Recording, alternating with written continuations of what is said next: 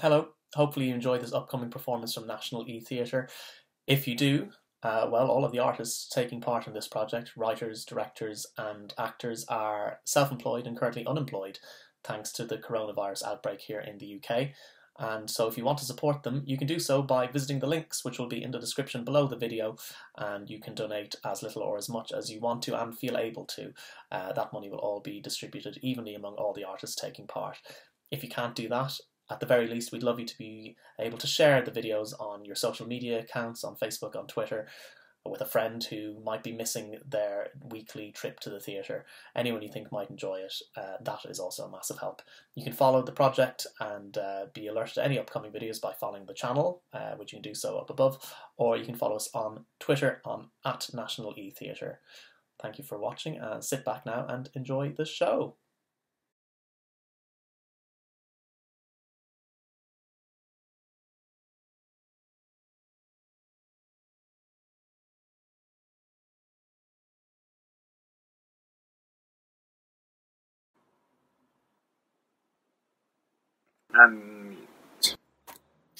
Cheers to another meeting that should have just been an email.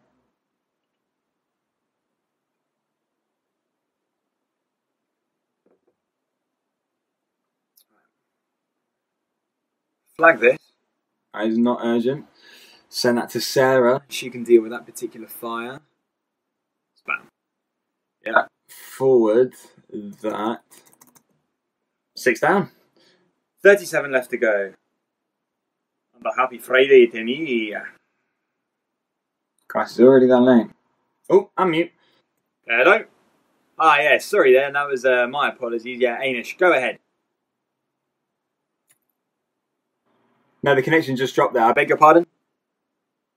Yeah, no, that is correct. It is the preliminary report. I'm just putting together the latest figures from finance, so I'll be finalising. You're saying, Anish? Of course, yeah, I'll be chairing the meeting. The agenda went out this morning, and they're gone.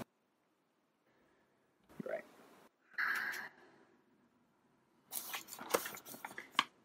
Hello? Hello? Hello? Yeah, no, I am back. Hey, it's one of those, the dodgy connection. Yeah, Anish. I was about to say that I'm in the process of creating the slide deck, and I'm almost there. I'll have it over by the close of play on Monday. Tony, the board meeting is on Wednesday. Yes, the date is firmed up now. You were sent? Okay. All right, well, if there are no other questions, cheers, guys. No, that's all from me. It's great stuff. Thank you. Thank you. Take care. Have a good evening, everyone. Bye then. Bye now. Bye. Oh, do you know what? That went well, Danny. Take a break. And I'm talking to myself again. You know, this is the way that madness lies. How does it go? The body is delicate. The tempest in my mind. The tempest of my mind. Oh. Let's see. Alone inside. Inside alone. I'm talking at a screen and the voice is in my ear. Mad indeed. Maybe not alone. Right. Recording number 2. Oh, Christ. Ah. God, I've let myself go. Oh, let myself go. Right. You know, maybe I should wear a shirt for these things. Yeah, no. Focus, Danny. Right.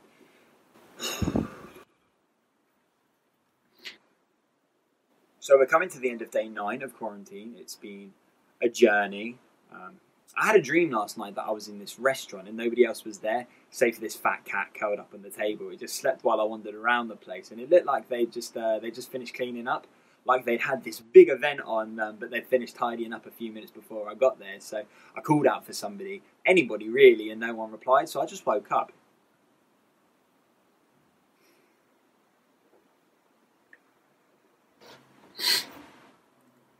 I woke up at 6:04 a.m. unsettled. I had a slice of toast with some Marmite. God, should I really be talking about my breakfast? I'm making this up as I go along. You see, my therapist thinks that these video diaries help recording my day so I can reflect on what I've done, but I've already failed. See, this is recording 2, and it's already day 7 of the... it's day 9. It's day 9! 9! Come on, make it matter. Make it count. They're supposed to help structure your thoughts. You see, make it matter, make it count, but I've actually already lost count of the days. You're all just blending into one in this monotony of isolation. So if anybody's watching this, who's going to watch it, Danny? Come on, put yourself together. Start again and we can just cut this out later. So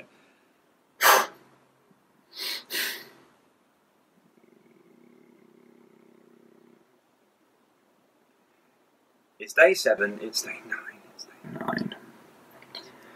Day 9 of this quarantine, this mass quarantine. It's not quite reached cabin fever stages yet, but you know, things are starting to get repetitive. I went on this walk last night, picked up some Marmite. You see, I go on these long walks now just around the neighbourhood in circles, really. You know, there's some days where I'll go clockwise and other days counterclockwise. I popped into the shop and I picked up one of those weed jars, you know, and the lid's stuck on. So I had to soak it in water this morning.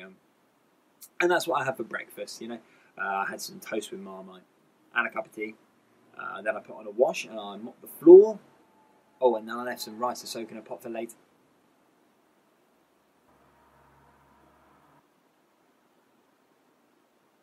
Hello? I know that you're there.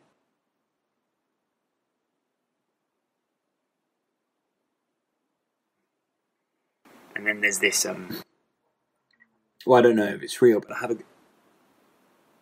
guest. You see, I've never been at home this long since I moved in 5 years ago. It's a different experience between coming in and out, or even having a rainy weekend in. There's a different sort of air you notice when you're inside all of the time.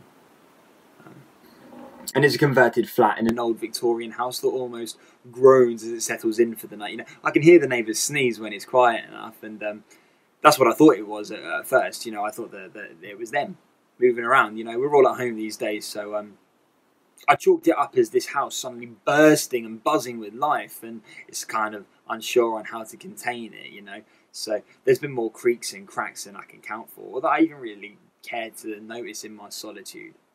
And then late at night, I can hear all these light switches, yeah, and they're going like firecrackers. Hello? Oh, hello? Yeah, Anish. I was just about to log off. I was about to shoot, so... Right, Tony's team may have the capacity, but no, I'm afraid that I'm overloaded at present. Like, really, my inbox is full. Sure. Alright, bye now.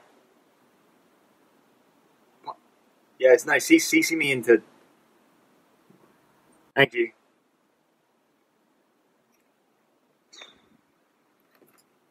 Right. Yeah, I could do with something stronger. Oh, and log off. There. Now we'll edit all of this out later. So I had a cup of tea this morning. I read the news and then I logged in for the day. There's no particular variation to my day, you see. I'm a creature of patterns and habits. And I must have been working steadily for about an hour or so, maybe less, when I heard this crash come from the kitchen. Right? Now, I thought it was one of those shelves that's finally given way and collapsed after all of these years, but when I went in there, it's the pot of rice and it's now on the floor. So now I know what you're thinking, but I remember where I put it. And I remember that it's nowhere near the edge of the table. You know, when you're alone and inside for so long with only yourself as witness, you start to think too much. You start to analyse, you know, over-analyse. Every thought is followed through. Every corner taken, every twist and turn of the mind is as irrational as it... And it's been about 2 days since things started to happen. And it was only small things at first, you know, things that you would normally dismiss, of a misplaced fork, a light switch on when it should have been off, or the door's been left ajar, you know, the thermostat is off when I've just switched it on. There's bizarre patches of cold in the flat for no apparent reason, and this kind of breathy draft that follows me around, you know. even when all the windows and doors are shut. But then there's this feeling of being watched. It's not overly oppressive or particularly obvious, but it's just there. I know you're thinking it's kind of like when you think that someone's staring at you, but then you're like, oh, I'm just imagining it. But are you? You never know. You think it's just your mind, playing tricks on you. The stress, the anxiety slowly starting to seep in, and you think that you're mistaken, but then there are these shadows. Or maybe they're the same old ones, How do you know? How do you tell them apart? They're there. And they're here. Now.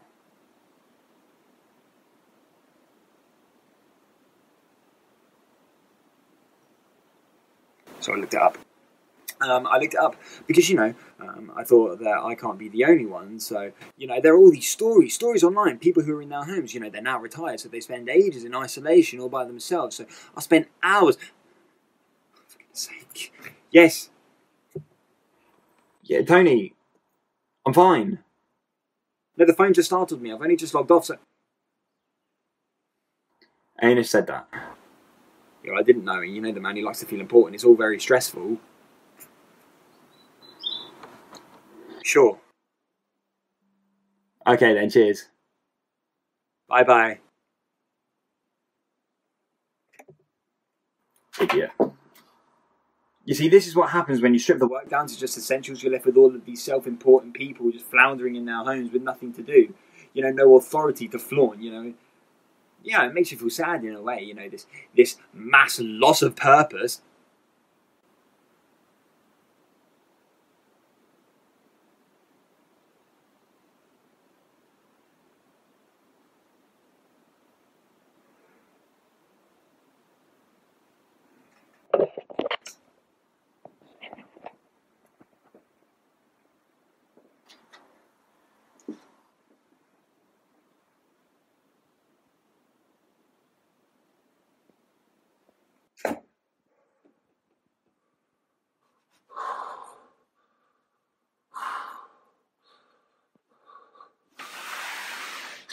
You see, guests.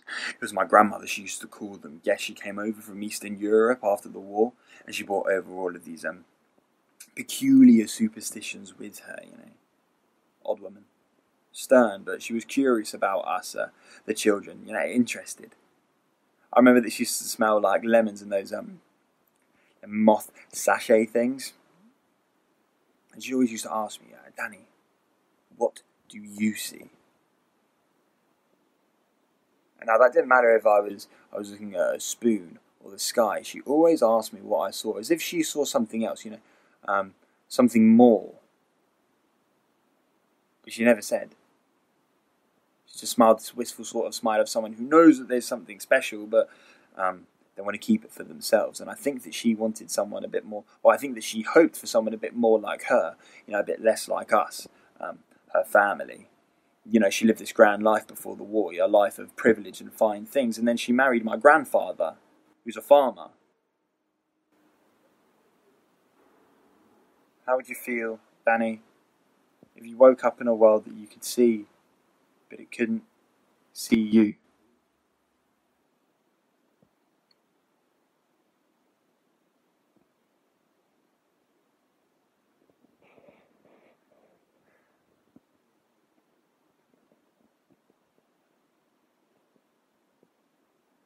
I wanted to be an archaeologist when I was a boy. And I would always crouch, I would then kneel in the dirt by the roadside, in the garden or by the shed. And I'd have a crooked spoon that I'd nicked from the kitchen. And my sister's toothbrush, you see, she's got sensitive teeth, so her toothbrush is always a lot softer than mine, and it was perfect for carefully excavating things. And then I had this magnifying glass, the size of your thumbnail, and I would peer at things through the magnifying glass. You see, my grandmother, she gave that to me, but I never found anything of significance, just someone's lost earring or odd bits of animal bone, fossil-like things, stones and wood that have been shaped by the elements. But I would pretend that these things, they're precious. And I've always been curious, but I don't think I've ever seen the something more that she wanted me to see, you know, not perhaps till now.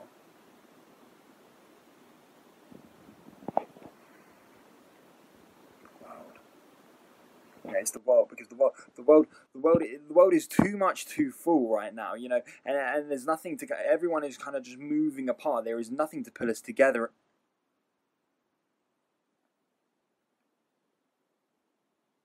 Hello? I know that you're there. Hello? He doesn't reply. You know, have I done enough? Have I seen what she wanted me to see? You know, that's something more. Because the truth is that I don't know what is here with me, you know, if anything. And I don't know that if I can know, or I should know, or if I actually really want to know. But deep down, the mind sees what it wants to see, and yet isn't that a reflection of what we want to witness? You know, because we all need a witness. Otherwise, how do we know that we're here?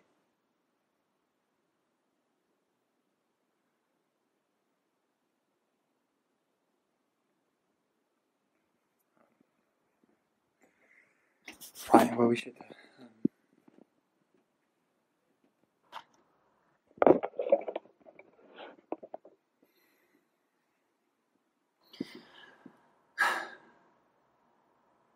Recording number 2. I woke up this morning, I went about my day, and now I'm here.